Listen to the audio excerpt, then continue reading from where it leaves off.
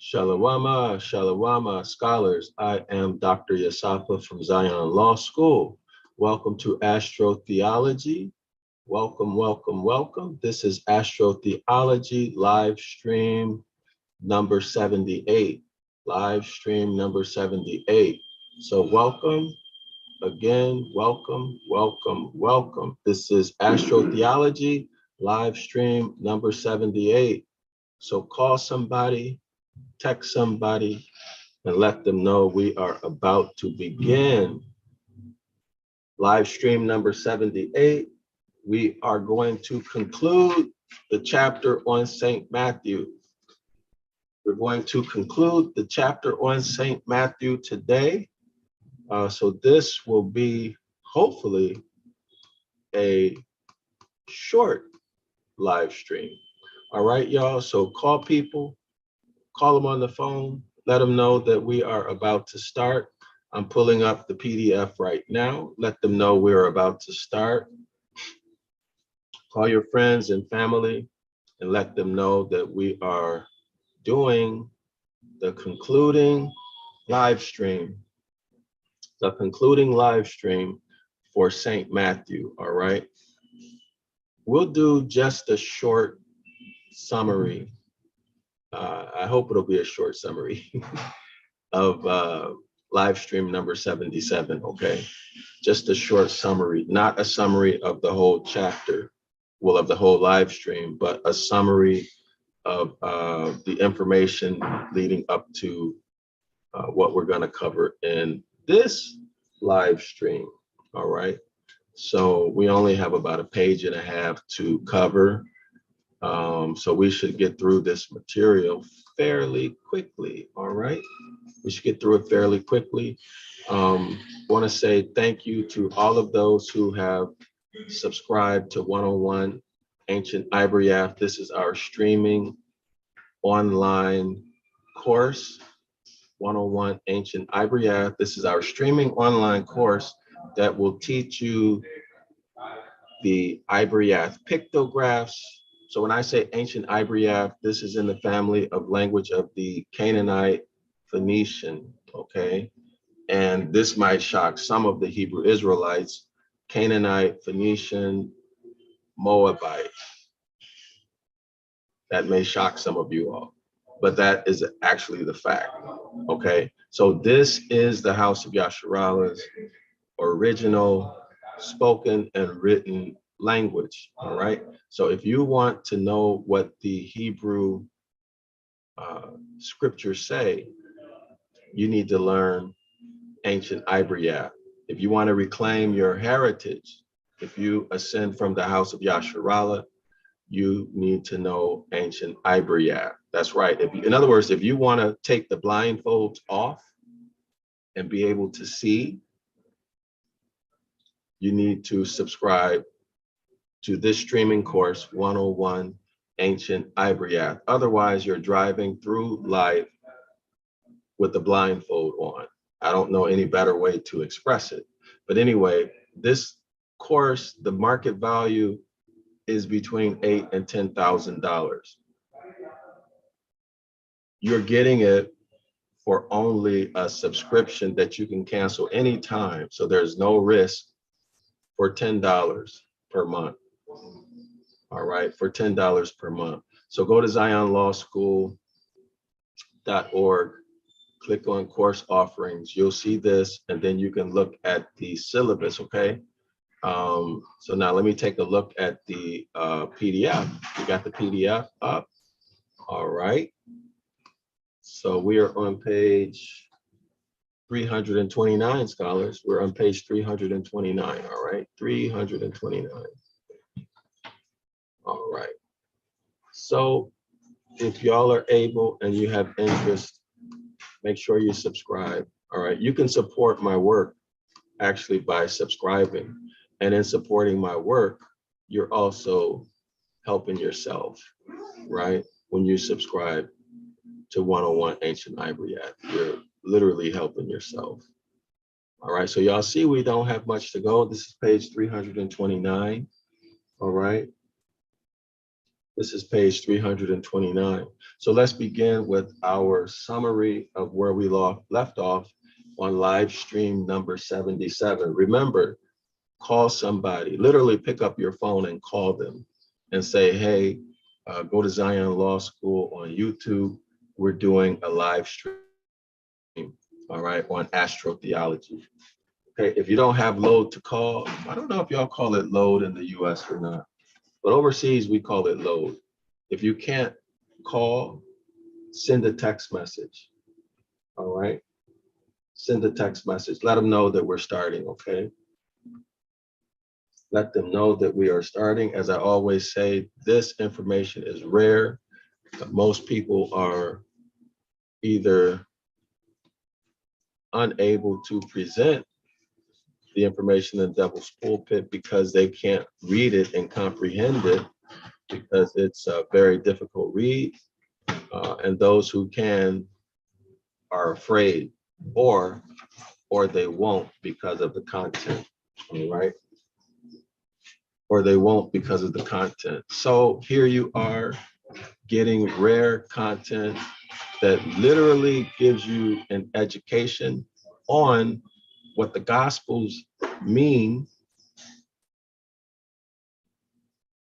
an education on what the Gospels mean astronomically, and the author provides linguistic evidence to support his claims. But it's up to you, scholar, to determine if the author provides enough evidence to support his claim. And it's up to you to do with that information whatever you want to do with it. All right, so now let's get to our review. In live stream number 77, we covered the four beasts. The four beasts, each gospel, Matthew, Mark, Luke, and John, represent four beasts. All right, they represent four beasts. And in the old Bibles, let's say 1400s, 1500s, 1600s, these gospels on their title page had the beast that represented that gospel. The KJV, or the author says the authorized version, removed. Was it the authorized version or versions after the authorized version? You guys will have to check that. Go back to live stream number 77 and check that. It was either removed by the authorized version or versions after the authorized. I think it's versions after the authorized version remove those beasts from the title page of each gospel, okay? So therefore, when you open your Bibles today, you don't see the beast. So this is new information. Versions after the authorized. So this is new information. So like and share the video, scholars. Like and share the video. If you haven't subscribed, go ahead and subscribe. And thank you to all of those people who hold it down in the comment section. Really appreciate you. Welcome primarily, first and foremost, to those scholars. Second, to all those people who have been here with us from the beginning. And then finally, if you're new, welcome. Download the free PDF, which is in the description area of this video. The Free Devil's Pulpit by Reverend Robert Taylor. It's in the description area of the video. So download that, take it, get it printed, all right? Because you'll need it. You'll absolutely need it. It makes things a lot easier for you. So now let's go back. Anyway, the reason why, again, most people don't know about these beasts is because they were taken off of the title pages. Now, why did they take them off? Clearly, they took those beasts off the title pages so that you would never associate the beast with the alleged gospel writer, correct? And in associating the beast with the alleged gospel writer, the reason why I say alleged is because it's the gospel according to. That doesn't mean who wrote it, right? It says according to, okay? There's a difference. Now, if you associate the name of the gospel writer, the alleged gospel writer, you'll find that according to the author, they have no representation in ancient Hebrew, as he says. In other words, they're not Hebrew names according to the author. That's a problem, right? If they were Jews, that's a problem. So the author's name has a problem.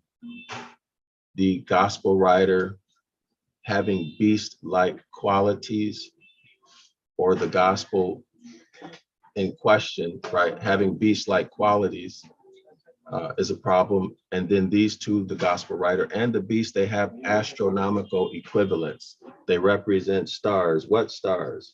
They represent, you'll get this information on page 328. Okay, Mathew represents Regulus or Coriolanus, the heart of the lion. Formalhaut represents Saint Mark, okay, which is derived, and then you'll go back to, the author goes into Marcus and its literal meaning. So take a look at that. Aldebaran, the star Aldebaran represents Saint Luke, which is the bull, all right, and Antares, which is the scorpion, represents Saint John, all right, represents Saint John. Now, also you'll recall that we visualized those stars in live stream number 77. And what did we find? What did we find in live stream number 77? We'll begin reading at page 329. We'll read at page 329, and then give me 1 second, y'all. Give me 1 second, okay? Yes, hold on.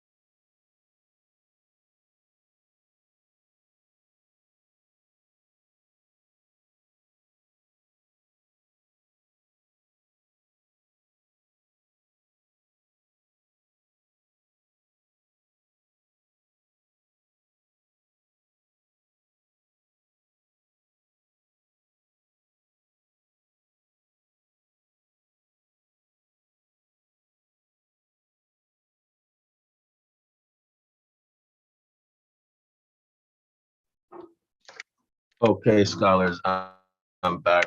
Just give me a second here. I have to relocate. Give me one moment. All right. So now we discussed the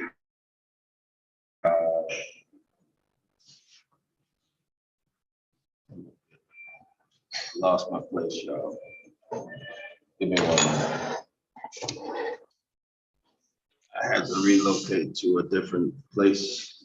Okay, so let's begin on page 329.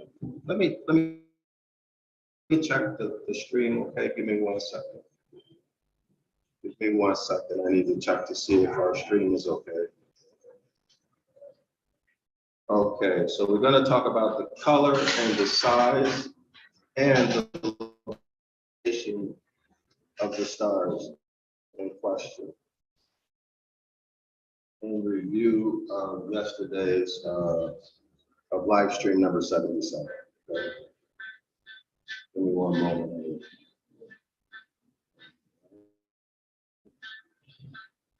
Okay, so let me.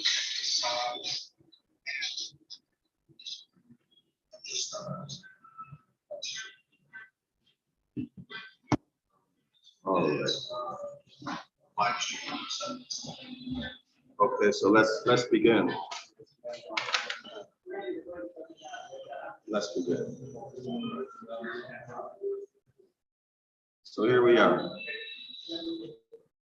going back to page 329. The color, the apparent size, the geometrical figures, which these four stars of the first magnitude presented to the eyes of the first observers of nature.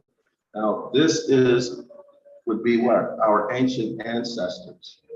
Our ancient ancestors. Also, make a correlation to what the Moorish prophet, Noble Drew Ali, a lot of people may not be aware of him, but you can search him on YouTube. He made a statement that there never was a time when man was not.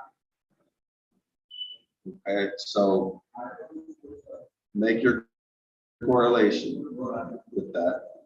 The geometrical figures, which these four stars of the first magnitude presented to the eyes of the first observers of nature, and would present to us still, that's present day. So he's talking about in 1831 when he gave this lecture, and would present to us still, had not our Christian priests in a moral sense put out the eyes of the people. Y'all understand what he's saying?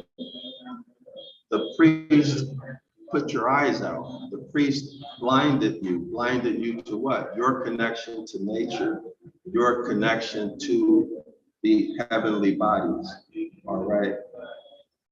So clearly, these four stars have very important significance, significant meaning.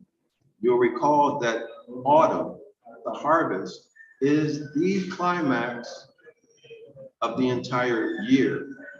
Autumn is the climax of the year.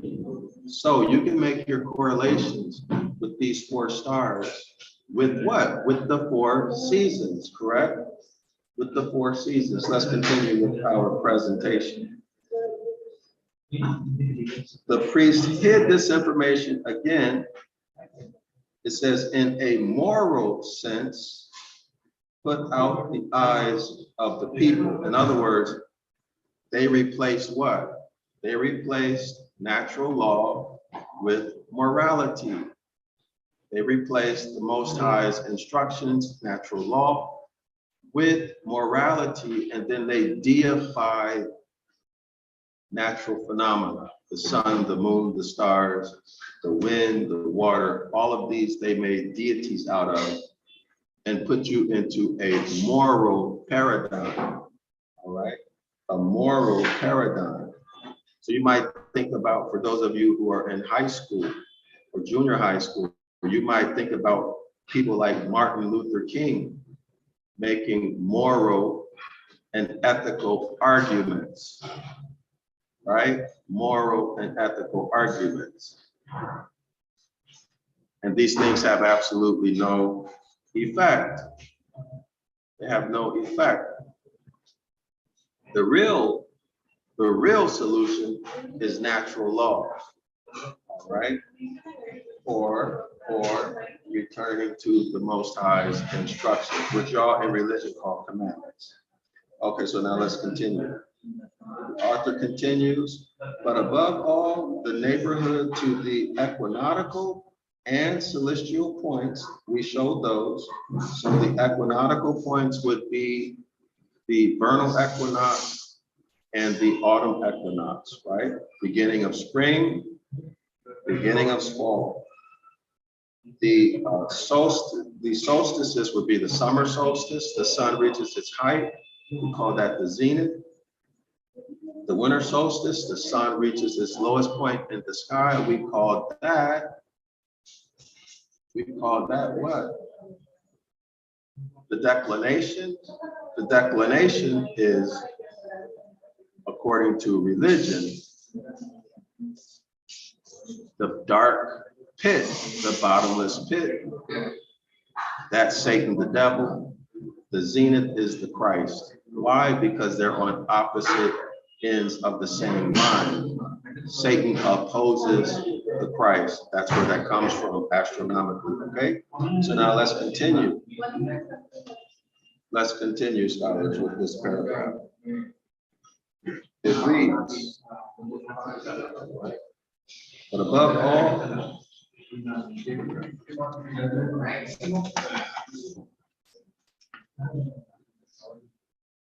give me 1 second.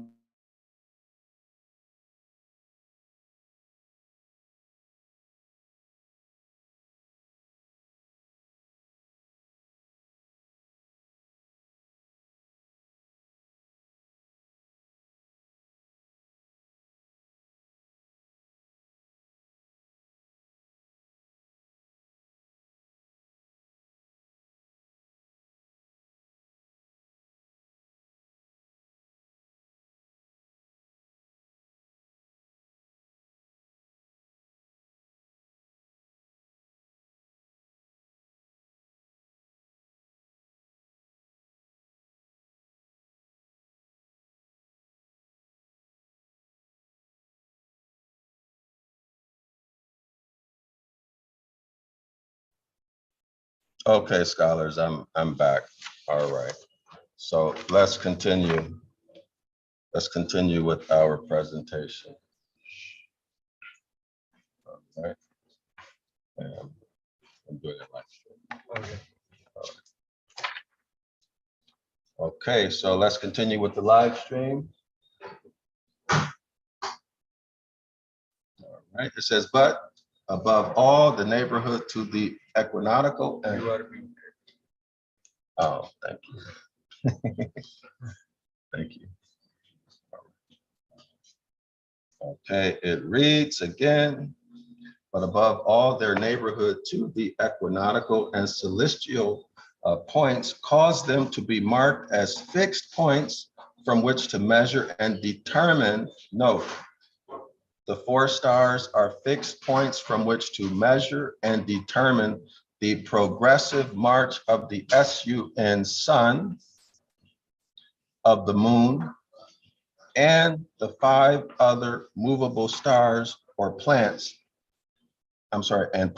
rather, and consequently of the time of the year, of the seasons, and in necessary association of the progress of vegetation. That is, from the time you plant it in the spring, prepare it through spring and summer to the harvest, right? The progress of vegetation, of heat and cold, of winds and tempests. Remember winds and tempests?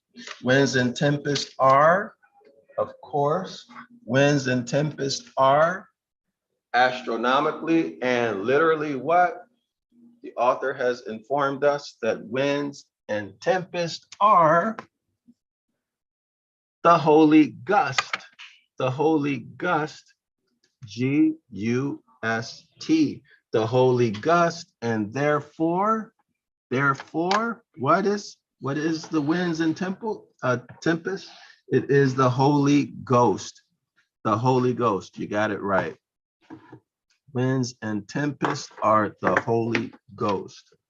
Okay, scholars, very, very good. Very, very good. We are on a roll. So let's continue. The author continues, and thus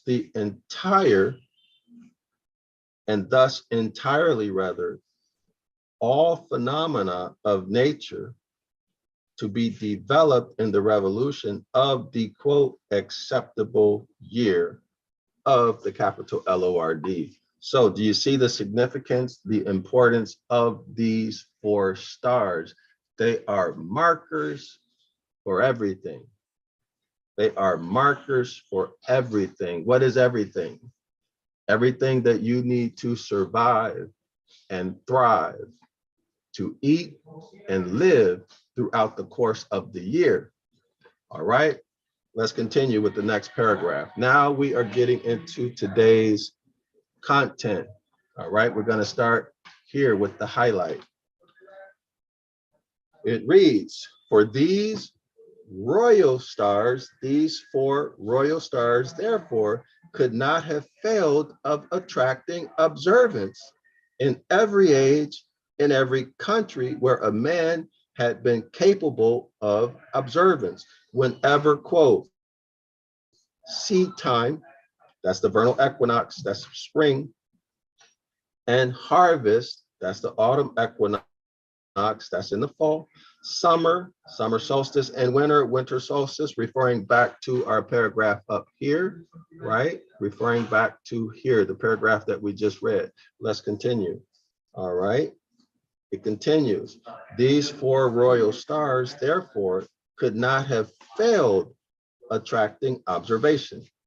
In every age, in every country where a man had been capable of observance, wherever, quote, seed time and harvest, summer and winter, day and night had been observed. All right, so that's everywhere, y'all, right? You could not fail to see it. And you have to remember that before the industrial age, there was less pollution, meaning what? There was less particle or particulate matter in the sky that would block your view of the celestial bodies. So imagine what the heavens look like before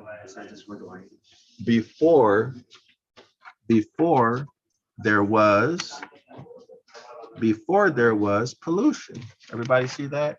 Imagine what the stars or what the sky looked like before there was pollution, right? It would look like jewels in the sky. Thank you. I'm sorry.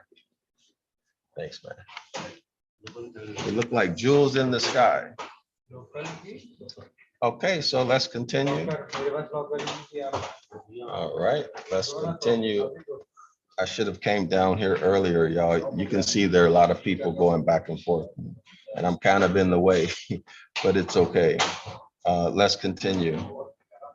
All right, so they could not have failed of being worshiped by all the worshipers of the host of heaven, as they are at this day in the Church of Rome, with a worship only secondary to that of Evan, E-B-A-N, that is Christ, the deity whose name is spelled B-A-C-C-H-U-S, himself. So who is this deity?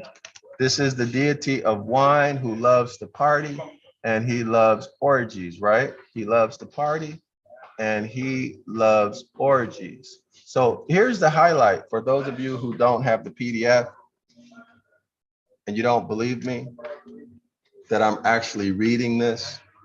So here it is, let me read it. They, that is the ancient people, could not have failed of being worshipers.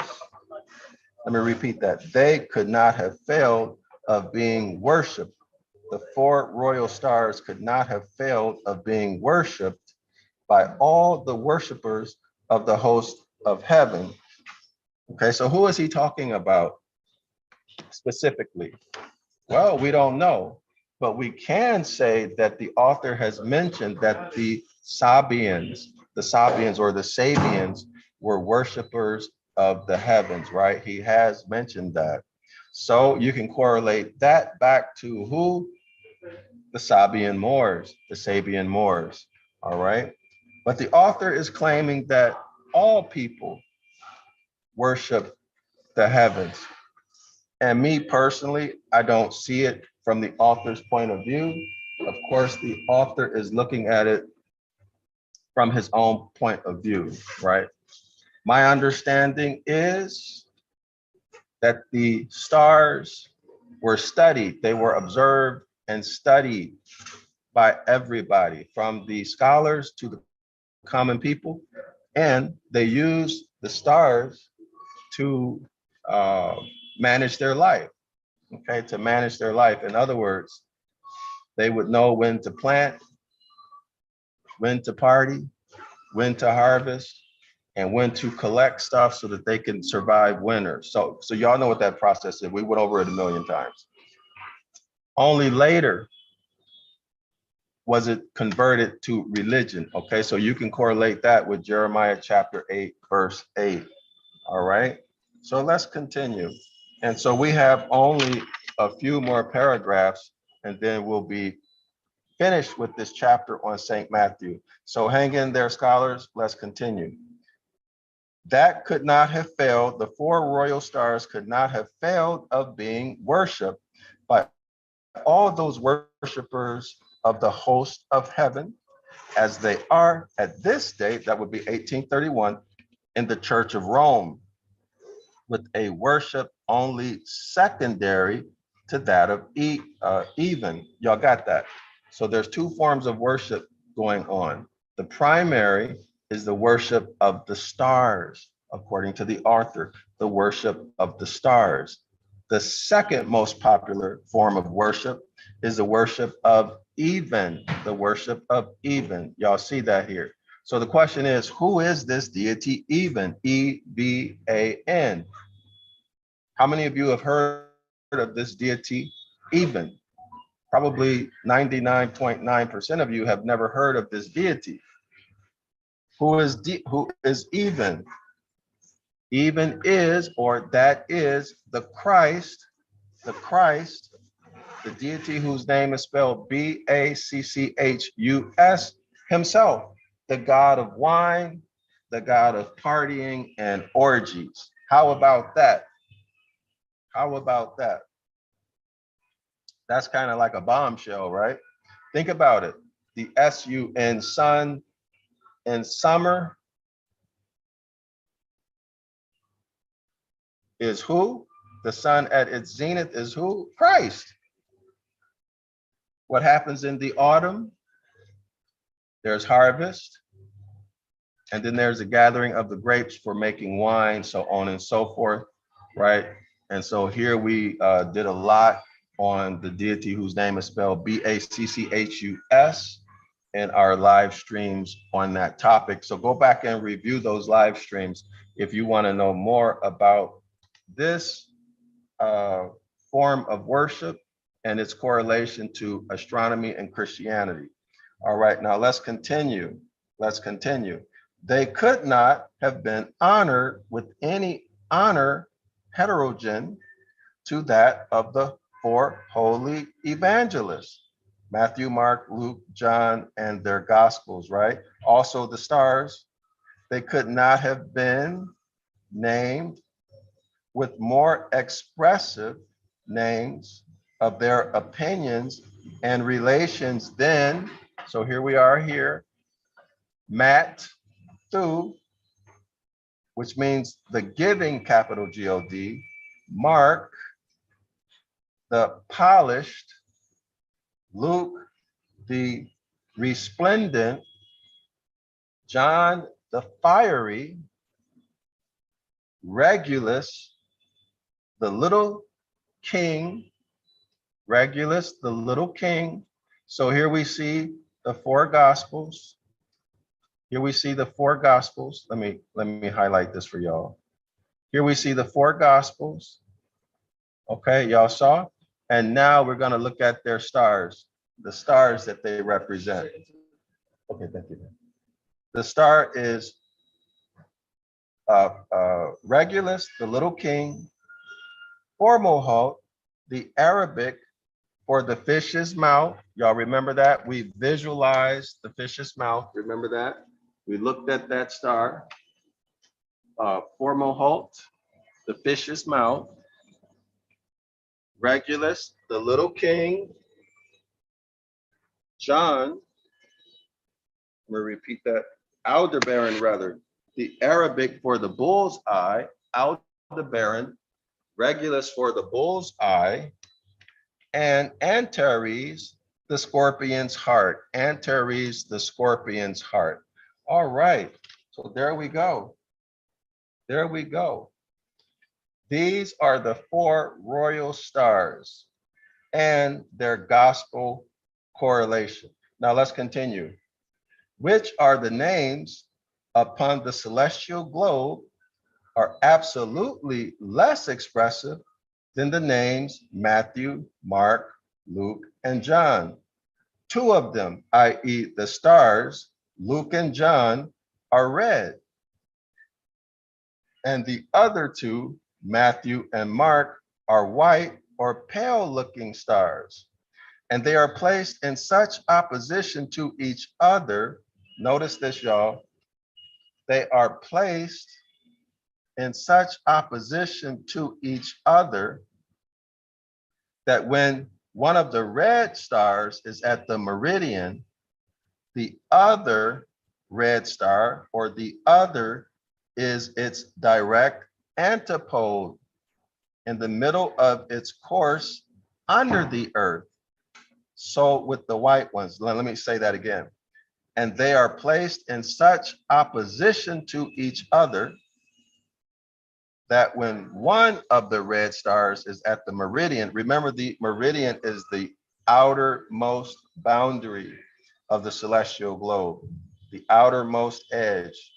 So when one of the red stars is at the meridian or at that outermost edge of the celestial globe, the other red star or its, or let me repeat that, the other is its direct antipode. In the middle of its course under the earth, not above the earth, under the earth. Y'all got it? Under the earth. All right, now let's continue. So with the white ones, the two, Luke and John, are placed near the color of the equinoxes and were considered as the sentinels who kept guard, separating the long days from the long nights. So springtime is what? The daylight is getting longer.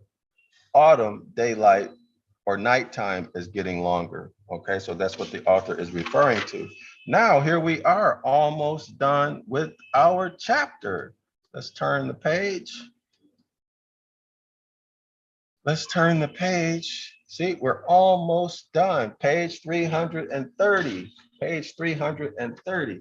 So here we are. The two, Mathew and Mark, i.e. Regulus and Fomalhaut, guarded the limit of the sun's highest and lowest parallel of the declination, summer and winter.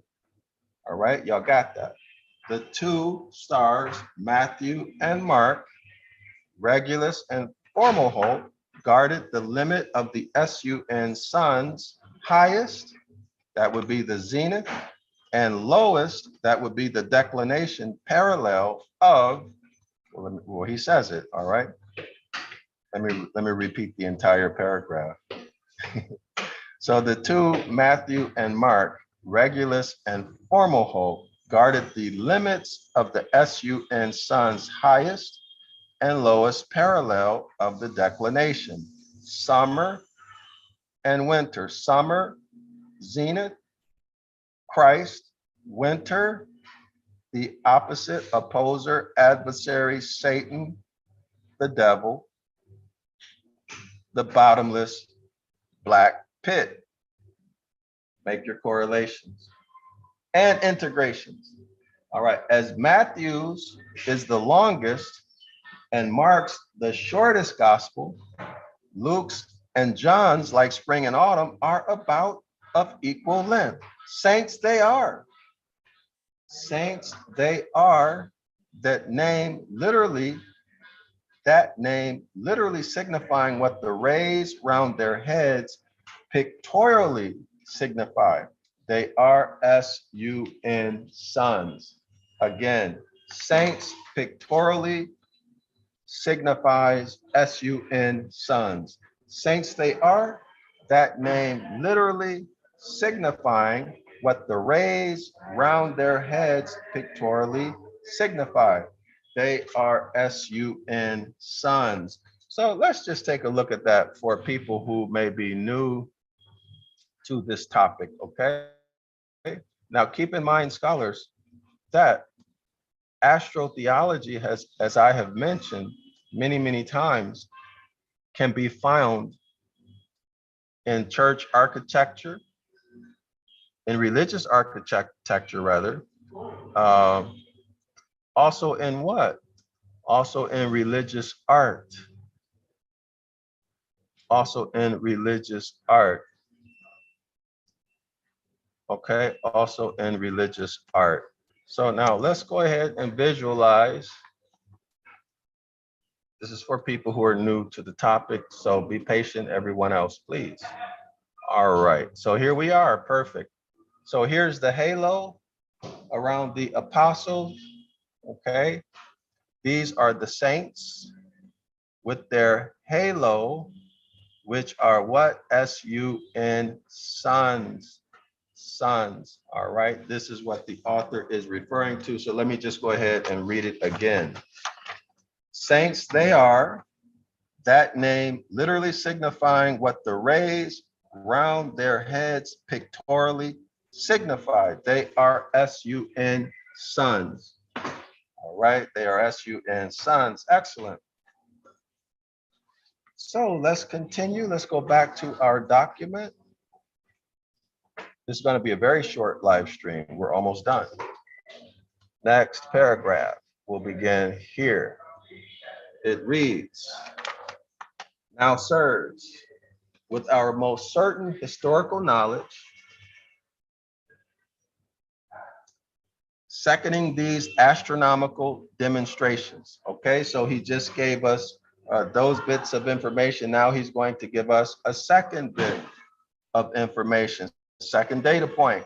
First, the bishops of the Egyptian idol Serapis. Now, I know there's a lot of talk, or there's been a lot of talk about whether or not Serapis represents JC, the Christ figure in the Gospels. So make your correlations and you decide, you compile your own evidence, you decide, okay? Don't listen to anybody. Right now, I'm going to present you with the information so that you can have an education on the topic. Let's continue. Now, sirs, with our most certain historical knowledge, seconding these astronomical demonstrations, first, that the bishops of the Egyptian idol Serapis in the time of the Emperor Adrian were called bishops of Christ. The bishops of the Egyptian idol Serapis were called bishops of Christ. Second,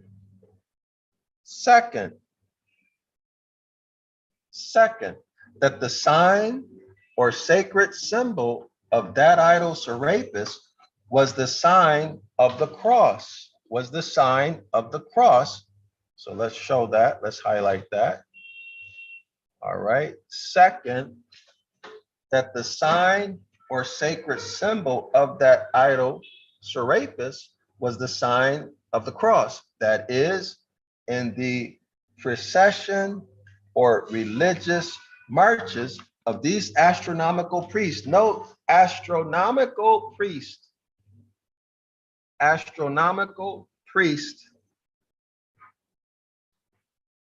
In the religious processions of these astronomical priests, there were carried certain sacred spells.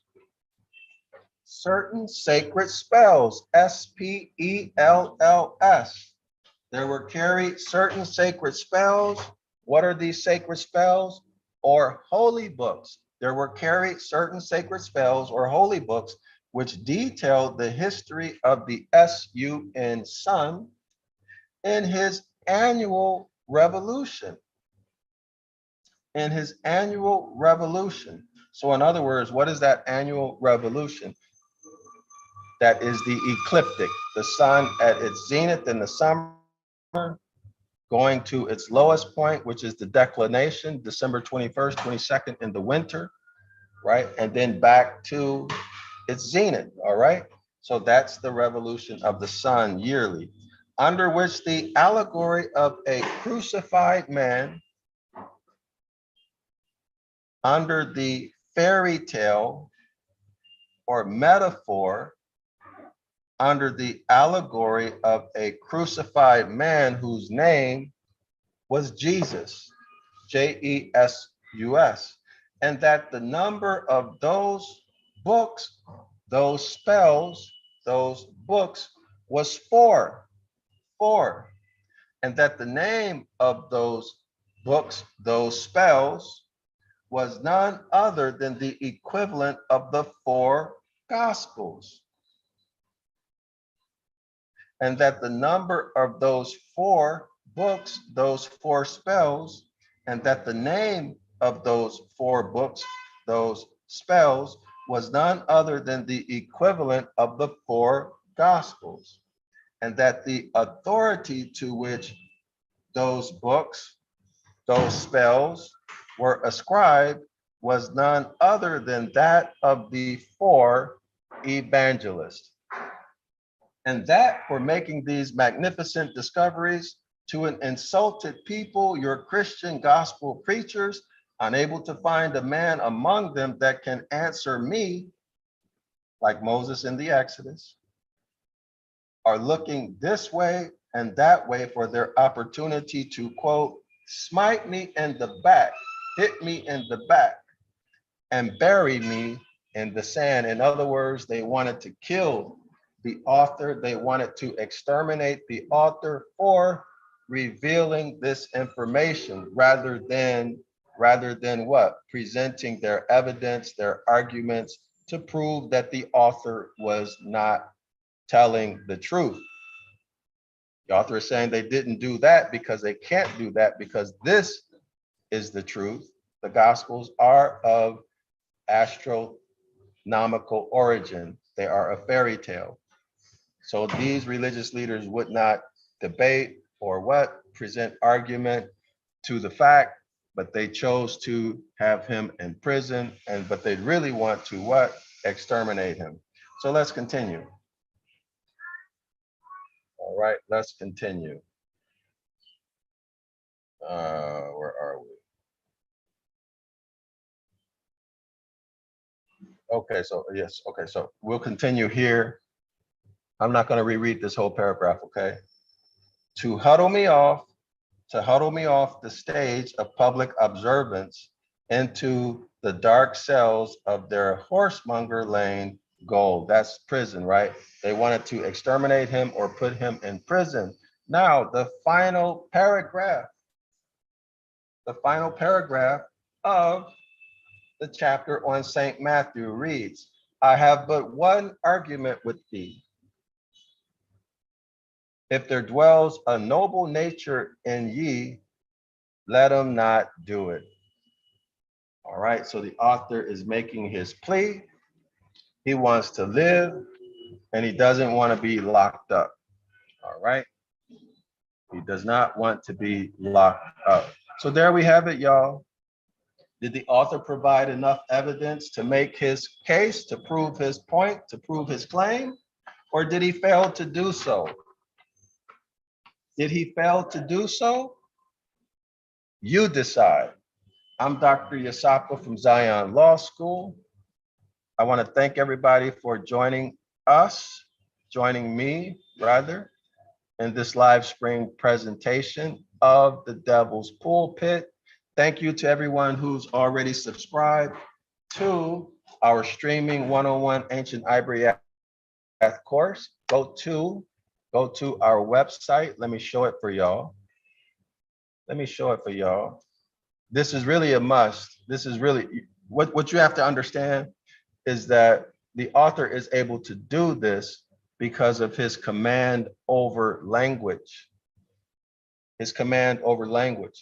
And you will learn these skills by subscribing to 101 Ancient Ibaryath. Not only are you going to learn those skills, eventually you'll get to the point where you can do what the author is doing, but you'll be able to do it in the so-called Hebrew scriptures. All right, so go to the description area of this video. You'll see 101 Ancient Ibaryath course, and then click on the link here, all right, and subscribe. It's only $10. It's only $10 per month, no contract, cancel anytime. And then when you do that, you can also come to our 506 The Curses course. You can come for free. Make sure you read the course description, 506 The Curses course.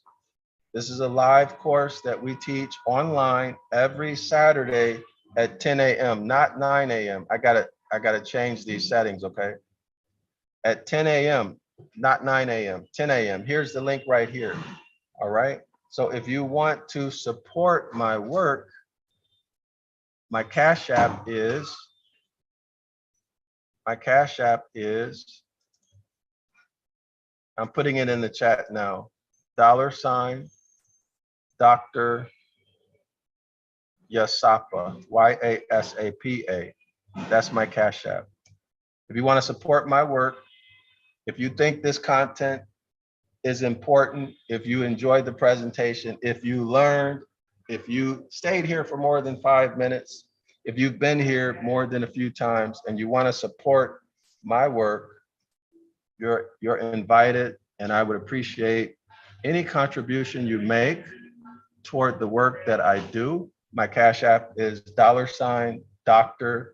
Yasapa, $ Dryasapa. Let me go through some of these comments. I'm just now seeing these. Okay, Darrell-El writes, Evan etymology from Latin, Jones, variant of lones, from Koine Greek, from Hebrew, literally, quote, capital G-O-D is gracious. Thank you very much, Darrell-El. Thank you, thank you, thank you.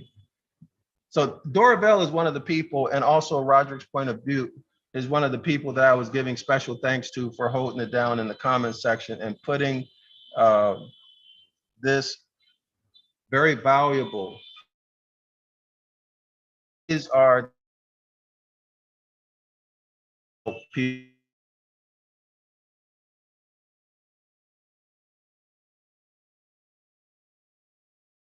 The earth is not a globe. Shalom. Darrell-El. Grimoire. Grimoire is a spell book. Excellent. Evangelist. Straightening the letter N makes the letter L, giving you evil. Evil. How do you pronounce that? Evangelist. I would have never thought about that. All right, Roderick's point of view, right? The author has some very interesting footnotes and point to think about, but for me, there was no evidence, only opinions. Excellent point. Excellent point. Y'all see how people have their own assessment on what is evidence and what is opinion. Now, I'm not saying Roderick's point of view is right or wrong. I'm saying that this is a personal issue. It's a personal matter. Everybody has to make these decisions for themselves, and nobody is right and nobody is wrong for the other person, right? For the other person, that's what I'm talking about. These are decisions that we have to make as the House of Yasharallah, as Moors. We have to make the decisions as to whether the author presented his opinion or real evidence, okay? Or real evidence, all right? So excellent, excellent Roderick's point of view. Really like that. Let me see, anybody else have anything to say on the topic? I'm going to, while I wait for you all to comment, I'm going to update the settings, okay? Because I can't do it. If I end the video, it's finished. But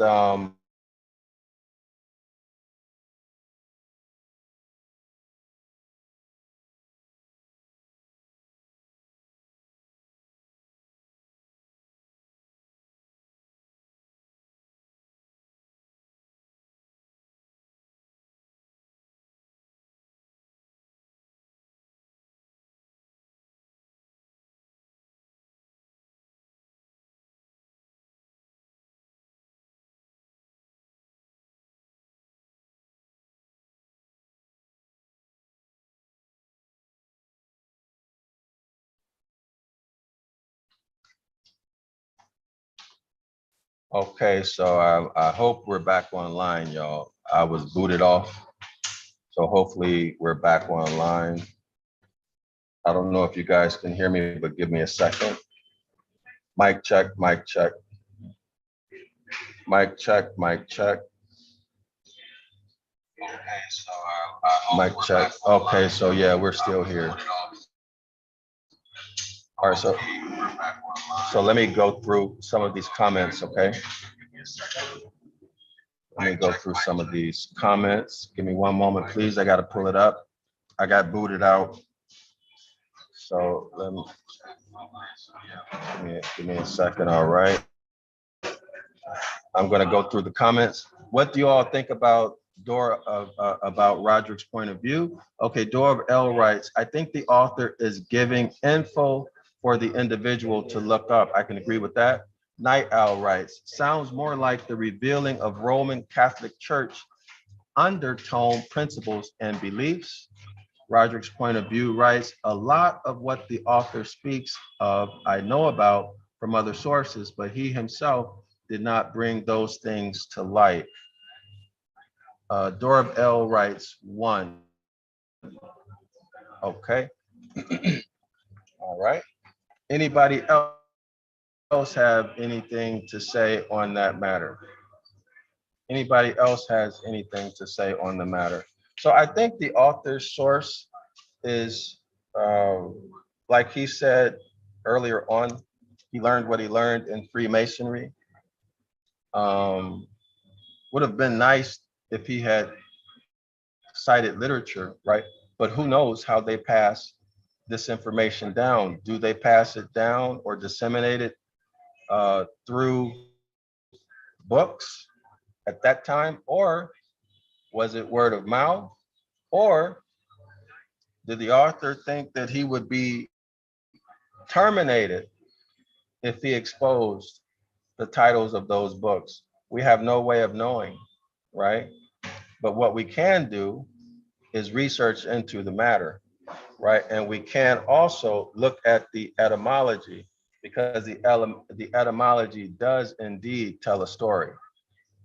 The etymology does indeed tell a story, right? Okay, so let me see. Give me 1 second, y'all. What else do we have in the comments? Anything else in the comments, y'all? Anything else in the comments? Let's see. So I'm waiting to see if anything else is going to be put in the comment section.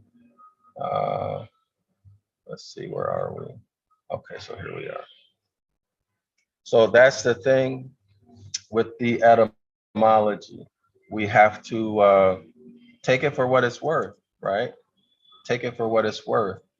And in my opinion, well, me, myself, I don't really want to give you my opinion on this topic, because somebody might turn around and say, oh, Dr. Dryasapa is trying to push people into this or push people into that, right? Being sneaky, something like that, you know? So I don't really want to give my opinion on that as of now.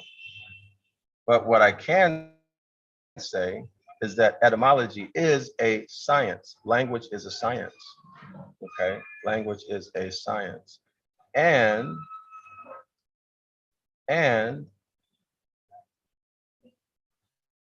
if that information is available in other places, then it tends to lend credibility to what the author is saying, right? Because maybe they got it from the same place. I don't know. That's for you guys to decide, right? So let me check the comments again. Give me 1 second. I'm working with the settings, y'all. All right. So let's have a discussion about what Roderick's point of view brought up. Has the author talked about his opinions, or has he presented sufficient evidence? Or rather, let's say that again. Has the author talked about science or his opinion? What do y'all think? Put a 1 if you think it's his, put a 1 if you think it's science, and put a 2 if you think it's his opinion. And let's see. And don't say something just because you're wanting to be agreeable. Say what you really think, okay? Don't say what you feel, say what you really think. All right. And let's see what the consensus is. And that's just not for people who are in the live stream, but that's for people as you come in and let's say you watch this tomorrow or the next day or something like that. All right. So let's see what is the consensus. And also, we'll put a 1 if it's science, put a 2 if it's opinion, put a, and then tell why. Tell why. So people will know why. All right, why you think the way you think. Okay. Let people know why you think the way you think. Okay. And then we can take a look at it, y'all, and see what the consensus is. Okay. All right. So give me 1 second. I'm still working with the settings, y'all. Let me go back. Let's take a look. Darrell-El writes 1 and 2. Darrell-El, I agree with you. 1 and 2. Night Owl. I was talking with my BOI and LWQS. I don't know what those mean. I was talking with my BOI and IWQS saying it sounds like a reverse twist of the book of Enoch. Okay. So Night Owl, can you explain that? Because I don't know anything about, I'm not following you with the reverse twist. So let us know what you're talking about. Okay, so we can all understand, get educated. And I appreciate you all sharing your knowledge. A lot of people won't share their knowledge. You know, that's selfishness. People want to be ahead of you, want to know more than you. So I really appreciate that. Your willingness to share. All right, I got the settings all taken care of. So we're good to go. Let's see. Roderick's point of view writes, I believe the author is speaking from a point of knowledge that he knows, but if we don't know the same knowledge, it could appear to us as his opinions. Yeah, now I do agree that he has presented opinions. He has presented opinions. I agree with that. He has presented, I'm not saying all, I'm saying that he has presented some opinions. I agree with you. That's why I agree with Darrell-El. Darrell-El writes 1 and 2. Okay. What about the other people here? What y'all scared? Y'all scared to put something in the comment? Night Owl writes, talking with my boy. Okay. Book of Enoch tells how capital God controls the wind, stars, moon, sun, lighting, and thunder. Darrell-El writes, the author is speaking to an audience who would be familiar with various info that he is talking about. Now, I also agree with that. I agree with that, 100%. So in other words, you'd have to have some idea. And I think that's why people have not presented this book. That might be one of the reasons, because if you don't have any knowledge on the topic, you'll be lost in the sauce trying to read this book, right? You'll be lost in the sauce because it's too much. Roderick's point of view writes, I say it's both science and opinion. That's where the sarcasm comes in. But a lot of what he says lines up with astrology and that science. Yes, indeed. Night Owl writes, they are controlled by spirits that has each a name that he calls and tells how and when the sun and mob came up through portals. Okay. Okay. So I think we also have to keep in mind that the natural phenomena follow laws, and those laws are predictable, right? They're predictable and they're immutable, right? They are predictable and immutable. So if you can understand through observation and study the movement associated with those heavenly bodies and their energies. Now, a lot of people will argue that there is no energy emitted by these heavenly bodies, and so that astrology is, let's see, Darrell-El writes, if you looking to bake a chocolate cake, you're not going to pick up vanilla cake mix. Right, right, right. But the point I'm trying to make is that it is through observation of nature that we live our lives, right? Imagine if there are no stars, no suns, right? No sun suns. What would we do? We couldn't survive, right? Imagine if there were not markers of the seasons. We couldn't survive. How would we know when to do what? Right? It would be impossible. So one has to know or be familiar with the movement of the heavenly, if it's even something as simple as the sun comes up every day and the sun goes down every day, right? You need to know that, because how else are you going to plan your life, right? How are you going to go walk every day and then you don't realize the sun comes up and goes down every night, right? And that there's a moon at night. Night Owl says, moon texting on phone. Okay, LOL, my bad. But y'all see what I'm saying? So these natural phenomena, the author says,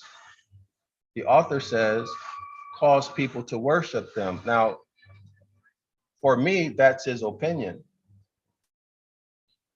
He should have cited something, okay? In fact, when he talks like that, that reminds me of evolution, okay? Which was happening at that time, right? Darwinism, evolution, okay? Man, you know, from the primate to the man, and every bit of knowledge is progressively gained. Night Owl writes, also say they stay their course and don't turn. For seasons for us on earth, Darrell-El writes, we couldn't survive without suns and woman, the moon. Yes, indeed. That's right. That's right. So y'all see what I'm saying? So when the author makes a statement like, these stars are so prominent, therefore they were worshiped, for me, that's an opinion, but it's also nonsense for me, okay? For me, that's nonsense. And that's an idea or a conclusion that has its roots, again, in evolution. Evolution, the progressive accumulation of knowledge, and people doing things that don't make any sense, right? That you have to imagine. Who in their right mind, think about this, who in their right mind is going to look up and worship a star, right? I mean, who in their right mind? Unless you say, well, they were primates, they had less intelligence, okay? Which is evolution. And that doesn't match history, right? Because you can look at the megalithic structures, you can look at all of the sciences, right? And you can see that they were not of lower intelligence. Nobody's gonna worship the sun unless they were taught from childhood to worship a tree, to worship the water, to worship the air. They'd have to be taught that from childhood as a part of culture, right? And then when they grow up, they start to realize, not everybody, but many will start to realize that it's foolish to worship a tree or natural phenomena. Darrell-El writes, does the author stop a person from looking up info just because he doesn't cite a source? That's a powerful point, Darrell-El. That's a powerful point. Powerful point. And I think that's the point of all points. That's the point of all points. The author gives you the information, but just like everything else in life, you're your own savior. You need to go look it up. You need to go find it. Now that you have that information, that data point is your responsibility. That is, if you care about it, it's your responsibility to go find that information. Let me repeat that again. That's an excellent point, Darrell-El. Does the author stop a person from looking up information just because he doesn't cite a source? Excellent point. And here's another thing about source citing.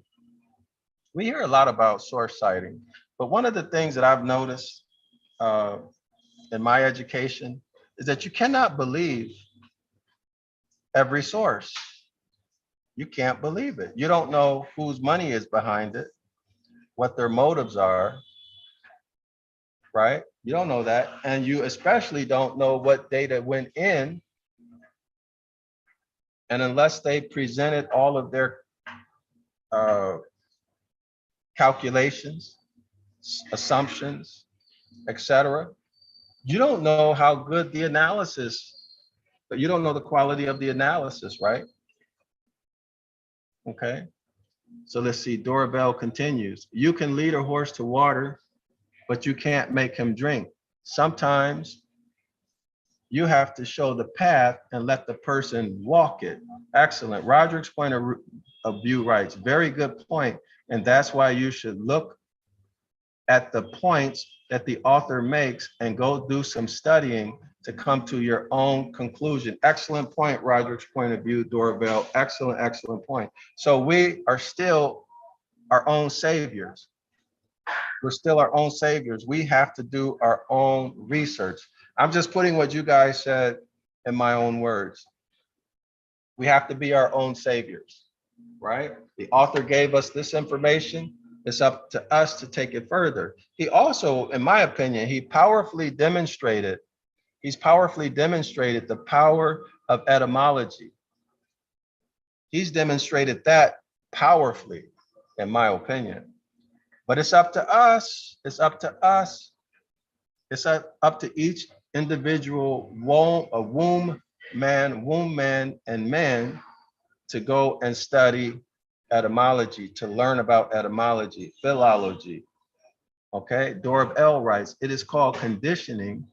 That is the current educational system. Yes, yes, conditioning and indoctrination. Excellent, excellent. So these people have really done a job on us, y'all. These religious leaders, they have really done a job on us. And it's so unfortunate because we hear people talking about citing sources all the time, right? All the time. But we don't hear people talking about analysis and critical thinking. So, for example, I can cite sources, well, let me not make it me. Someone can cite sources all day, right? But that doesn't mean they know what they're talking about. What matters is your critical thinking. How do you use that information? That's the one. So are you able to read that source and use your critical mind, your analytical skills, and make determinations about whether or not the evidence presented in that source is, number one, real evidence, and two, whether the author, whether his methodology was done properly. Is it missing something, right? Is he wrong on something? And whether or not his conclusions are reasonable. See, this is more important than the source, right? In my opinion, that's more important than the source. Okay. And by the way, scholars, I looked at what our ancestors said or wrote, and I give that more weight than I give what the hybrid troglodyte or Paleoliths have written. So in other words, for example, I would give Dr. Ben, I would give more weight to what Dr. Ben says or wrote than I would give some Harvard study. And we all need to, as a people, develop that mindset. Darrell-El writes, Reasoning abilities are shot in these times. Yes, indeed. Yes, indeed. And then also, y'all, also, what about our ancestors who kept oral records? Oral records. See, now how do we deal with that relative to written citations? Y'all see what I mean? So if one of our ancestors says something, but they didn't write it, then how do we deal with that? How do we value what our own ancestors or our own elders, our own intellectuals say compared to what the Paleolithic hybrid troglodyte scholar writes? Y'all see what I'm saying? How do we deal with that? Who has more weight? At this point in my academic walk and my scholarly walk, I put more weight to what our people say. And why do I do that? One, out of respect for my elders and ancestors, okay? Out of respect for them. And then two, I know that these people in academia are gangsters, regardless of the nice polo shirt or button-down shirt or suit that they wear, right? The air of authority that they have, let's say in the Harvard University. These are the same, or MIT, these are the same people who are making what? Weapons of war. They're the same people who are doing what? Scientific research to oppress us and to keep us constantly under psychic attack. Same people, same people. So these are gangsters, okay? These are gangsters. So if I know that you're a known gangster, a known Killer,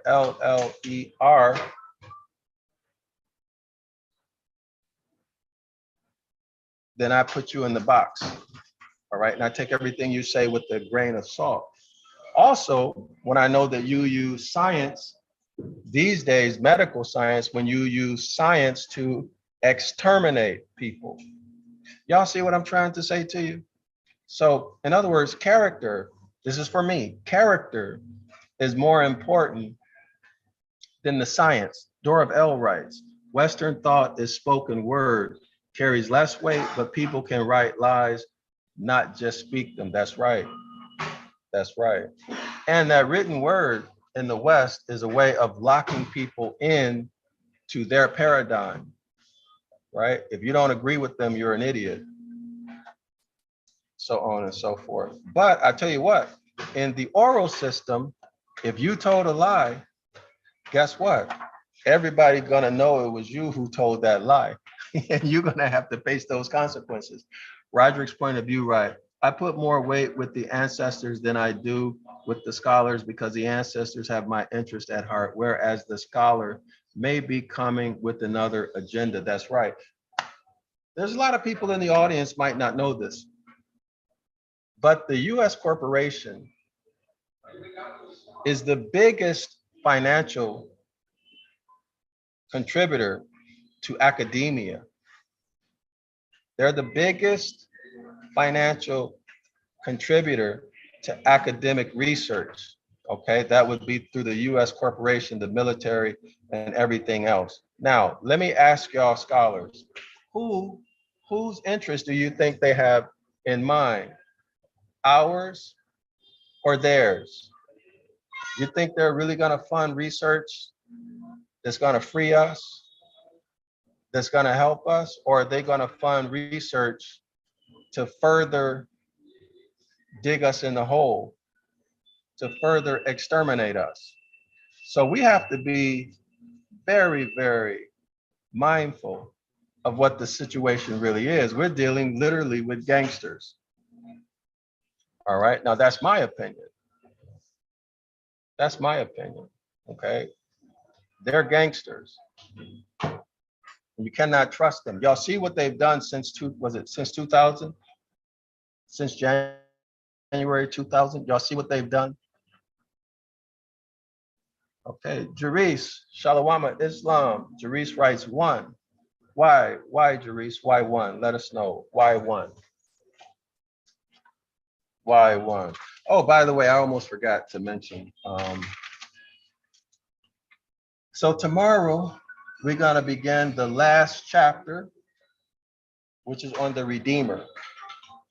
The last chapter, which is on Redeemer, the Redeemer. So it's page 331, y'all. If you haven't yet downloaded the Devil's Pulpit, you can get the free PDF in the description area of this video. You can also get the links to the one-on-one Ancient Ibaryath course, all right? To subscribe to that. You can get the link to 506 The Curses course. If you want to support my work with the cash donation, you can do that with Cash App $DRYASAPA, $DRYASAPA,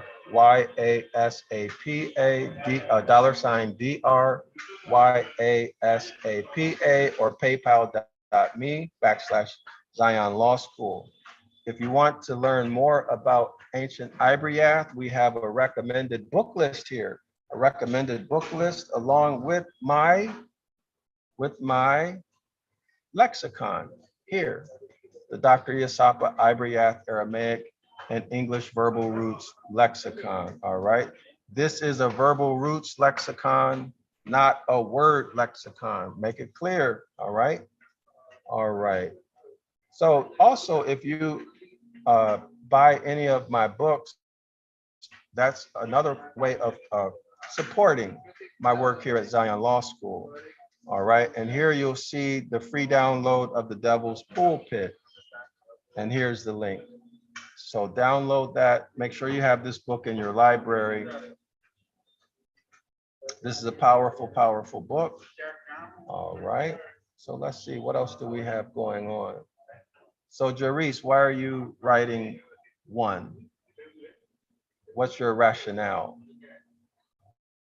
Your rationale for writing one? Let me see. Let me take a look at this. So, but again, it's not my opinion that